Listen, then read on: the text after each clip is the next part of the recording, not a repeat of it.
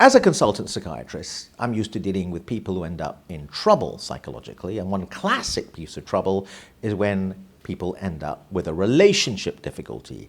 And I'm afraid it often begins with these words, "I love you." The problem is, what does that really mean? It's a very romantic moment when someone says, "I love you." So it's a bit difficult to break the romance of the moment and say, whoa, wait a second, what do you mean by those words?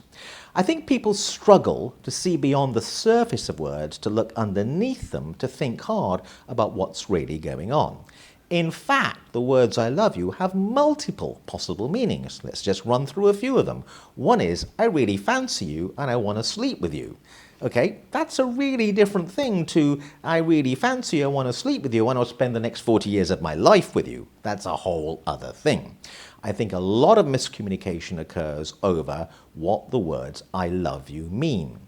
What they should really mean in their deepest sense is, I'm willing to make sacrifices for you. Ultimately, the ultimate kind of love is, I'm willing to take the ultimate sacrifice for you. I'm willing to take a bullet for you, okay? The trouble is, when people say "I love you," how do you know that that's what they mean? That this person is really saying the ultimate version of that, which is, I will look after you for the rest of your life. I will take whatever sacrifice, whatever hit is required. And if you stick with me, you're going to get utter commitment, utter care. How do you tell if that's what the person means? I'm afraid you've got to look beyond the words to their actions. How have they acted?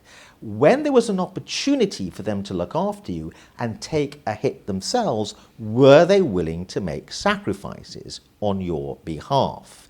That is the key test. Over and over again, people come to me and go, I thought he or she loved me. They said, I love you. And now I discover, after the 10th affair, that what they meant by the word love was different to what I understood by the word love. The word love contains a lot of problems. So when someone says it, think hard about what do they really mean and try to interrogate their meaning. You could ask them what they really mean, observe their life, observe their ability and willingness to make sacrifices for other people. Also examine their own experience of love. Did people look after them in the way you want to be looked after? So do they have an understanding of what you think you understand by the word love?